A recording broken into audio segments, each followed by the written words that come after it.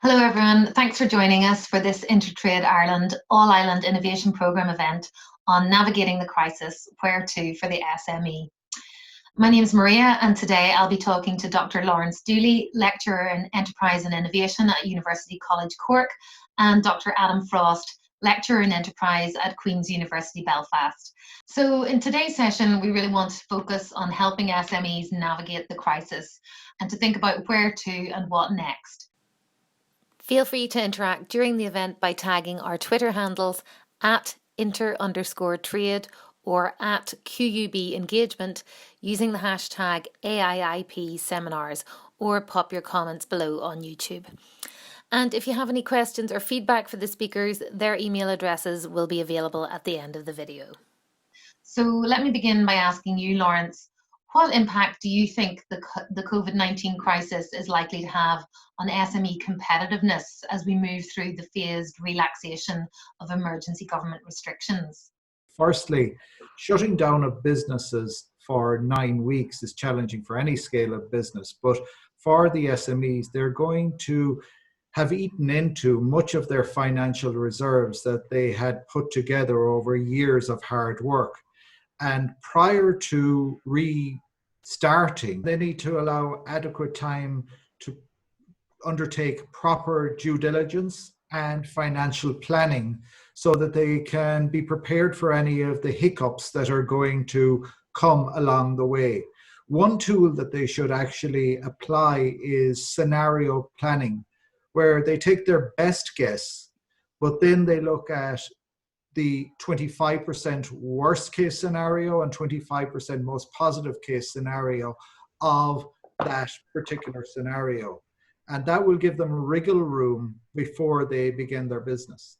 The second challenge that's going to be there for SMEs and mostly any business is that the disruption to supply chains is going to put challenges on raw materials. So making sure that they have adequate reserves of raw materials to begin their businesses again will avoid delays and difficulties there. The final thing for SMEs is the new regulations in terms of social distance and health and safety that are required of industry to meet. These are going to require process innovation on the part of the SME to actually make sure that they can re-engage in delivery of their service or products to the market in a safe way. I think I would just add to what Lawrence has said that one of the key challenges for a lot of smaller businesses will just be the general uncertainty. There's obviously, as Lawrence said, this is, unprecedented in the amount of disruption they've already faced. A key challenge going forward will be that any adaptations they make to their business may not be enough. We don't know what this is going to look like in a month, 2 months' time. If they reopen, there's obviously the challenge that they may be faced with having to close again. So I just think that general uncertainty, and it makes it a key challenge to kind of the planning stage. And I think ultimately, unfortunately, there are going to be some cases where businesses have closed and it may be that they can't open again. And this might be, a severe impact on a lot of businesses, but that does also mean that there are some opportunities for obviously new enterprises to enter some of the markets where businesses have had to stay closed. And Adam, given the nature of the shock to the global economy and the impact the crisis has had, how best do you think SMEs can adapt now during the crisis to survive and grow post-COVID-19? One of the things that the businesses really need to focus on is really looking at their whole business model. So, a lot of small businesses will be very focused normally when they're starting a company upon kind of thinking about their product, whether a customer wants this product. They may have had very successful businesses that have, been very successful generating revenue. The challenge they now have, though, is that it might be actually how do you get that product to the customer? How do you interact with them? It might be a disruption around their supply chain. So I think small businesses really need to map out their business plan and have a real clear idea about how is it going to have to change to go forward. And that will be from a short-term perspective of maybe sourcing new suppliers, maybe pivoting the business. So, it's not the face-to-face interaction with a customer. It's a move to maybe online. It's maybe looking at working with other businesses in partnership to kind of help each other out if one's got kind of, certain resources the others haven't got. Another part, obviously, as businesses think about reopening, and obviously some businesses have started to do this already, but more complicated ones with production, or more kind of, if they've got a greater need for interaction with a customer, they're going to have to think about the physical adaptations they make to production and the customer-facing aspects of the business. And it's really important they focus on that, not just for the kind of health and safety of aspect in terms of the staff and employees, but it's about confidence. It's giving customers confidence that they can use the business, staff confidence that they can go back there as well. When we look at this, finance is going to be king for every business. There's an old acronym, cash flow is more important than your mother. So really, businesses need to make sure that they have the adequate cash reserves in place before they begin this journey. So making sure that they have talked with their bank managers to make sure there are lines of credit there, and also reaching out to the government support agencies that are complementers in this. There is a vested interest from governments north and south to make sure that businesses stay running. So finance is going to be king for these businesses, and they need to make sure that they have adequate reserves to undertake the journey. And then the second thing, as Adam identified there, they need to innovate. They need to actively engage in innovation across the full spectrum. What exactly does innovation mean for an SME, and how can SMEs put innovation into action? What an SME needs to do is they need to focus on the 5 or 6 different categories of innovation and make sure that they're focused and doing work in those. Those 5 or 6 categories are, they need to make sure they're looking and innovating in terms of their products or services that they're bringing to the market. They need to be looking at how there's opportunities in terms of process innovation. Now, of course, that's going to be driven by the need to reconfigure everything we're doing in relation to COVID-19 and how we engage with the public. A third thing is positional innovation. So in terms of what new markets demand our products, bring new opportunities. So we have seen examples of this, of companies being able to pivot and bring their products to new markets or new opportunities as a result of that, be that national or international. The fourth is, as Adam had highlighted, the paradigm or the business model, finding new ways of generating or capturing value from that, whether that be as part of a network where we're profit sharing between a larger suite of stakeholders, or share business model like we see with Spotify or these things. So there's a lot of opportunities there. And finally, the last one, as we can see exactly what we're doing now, which is innovation in terms of management. So that new technologies that are going to change the way in which we manage our organization, we track our organization.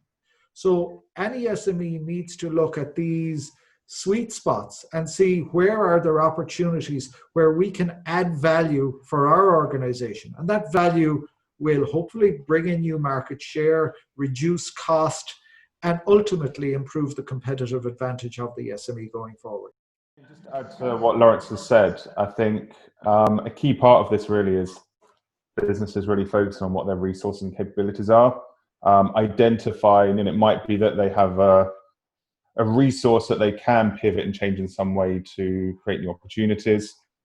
It's about identifying as well if there are resource capabilities they don't have, but they're going to need in order to adapt the business. And then, as Lawrence said, looking at if they've not got that resources themselves, speaking to the bank, going to places for support, external agencies. I think another key thing really with all of this as well, and I think it's one of the big challenges we face with the social distancing, is that communication is going to be key. That if you are adapting your product, your service, how you deliver it, it's important that you try and engage with your customer because you've not got that face-to-face interaction. So when a business is first launching a new product, there's going to be a lot of customer interaction trying to understand what the customer wants. The challenge now is that businesses are having to adapt very quickly and they're not getting the interactions. They will need to look at communication with customers if social media is appropriate, if they've not had a presence before. It's going to be really important to try and do that so that if they're trying stuff out, They need to be able to get that feedback from the customer so that if it doesn't work, they can adapt and pivot what they're doing to make sure it does work in the future. And Adam, looking ahead to the future, what positives or opportunities can emerge from a crisis? One thing to think about is that this is putting a much more stronger focus on kind of local businesses, local supply chains. So I think there could be a longer term shift away from global supply chains to much more local ones. And that gives a real opportunity for a lot of local SMEs to really tap into that, to be able to provide services and products to other businesses.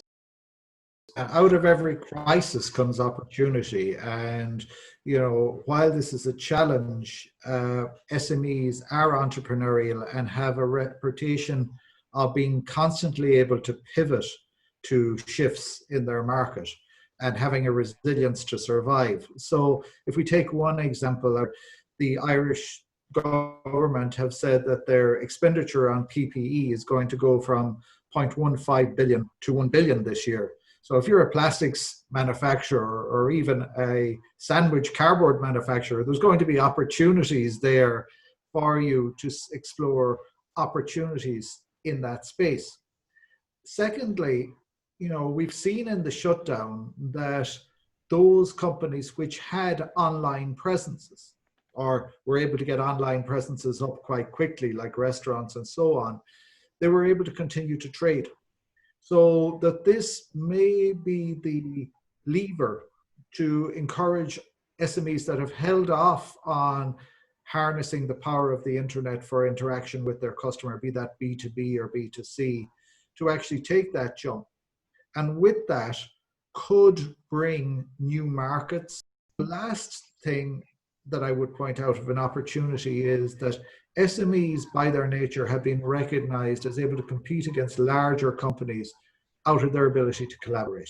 There is the opportunity, and Adam mentioned this earlier, to actually create networks so that SMEs can provide a much higher value turnkey solution to the market.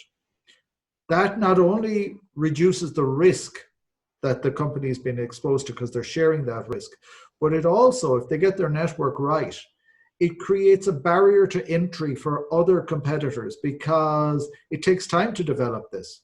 But again, out of this crisis will come opportunities, will come decisions of management out of necessity to reposition the company, and that may move it up the value stream up into higher value added areas. Thank you, Lawrence. That does sound very encouraging, but can you tell us, where can SMEs across the island of Ireland get support during this crisis? Well, firstly, I think we have to mention InterTradeIreland. And obviously they have a number of supports that are available. And I'd encourage people as a first stop to go there, and there's good mentorship and there's different programs like Fusion available there that SMEs can tap into to aid, and obviously to increase trade across the border in terms of Northern Irish companies delivering into the South and vice versa, so that we can both get through this together. Obviously then through the Irish government, through the vehicle of Enterprise Ireland, that they have a number of funds put in place similar to Invest Northern Ireland.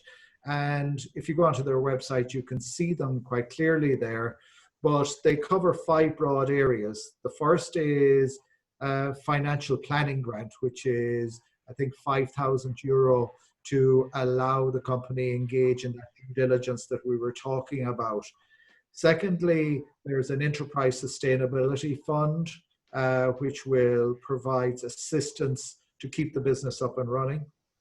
There's a very important fund there in terms of process reconfiguration, tapping into lean and tapping into improvements, not only to reduce costs, but to allow it to align better with the new reality of what their business is going to have to be under the social distancing, etc. We also have the Fund for Innovation and Diversification into New Markets and New Opportunities that has been there. And finally, like a lot of businesses have been tapping into the worldwide, there are government supports to help SMEs and other businesses keep employees on the books and to keep them employed. And so there's a suite of supports there that the companies should be looking at. And Adam, are there any other supports available that you would like to mention? So Invest and I, on their website, they've got a very clear guide to the support available. So it comes under 3 areas of respond, recover, rebuild. Respond is very much about the UK government support around furloughing, about loans, about grants, and very much about keeping businesses open so they don't have to close down. Recovery is very much linked to what we've been talking about today. So there are some innovation vouchers. There's advice training, very much about developing new products, making adaptations to the business, making sure that they can recover. But the more long term, and especially going back to some of the stuff we said at the start of this, is about the rebuild. So that's about strategic guidance, about networks, about once you kind of, over the hurdle of this, what does the future look like for the business, and to make sure it can build and become a stronger business in the end. Okay, well, thanks very much, Adam, and thanks again to you both. So we have Dr. Lawrence Dooley from University College Cork and Dr. Adam Frost, Queen's University Belfast. Thanks to everyone for watching, and remember, if you have any questions for either Adam or Lawrence or feedback on this event, please tweet them to @inter_trade or @QUB engagement using the hashtag AIIP seminars. Or you can email Lawrence or Adam directly using their email addresses l.dooley@ucc.ie or a.frost@qub.ac.uk. Thanks also to InterTradeIreland, Queen's University Belfast and University College Cork for supporting this event, and I hope you enjoy the rest of the All Ireland Innovation Programme series of events.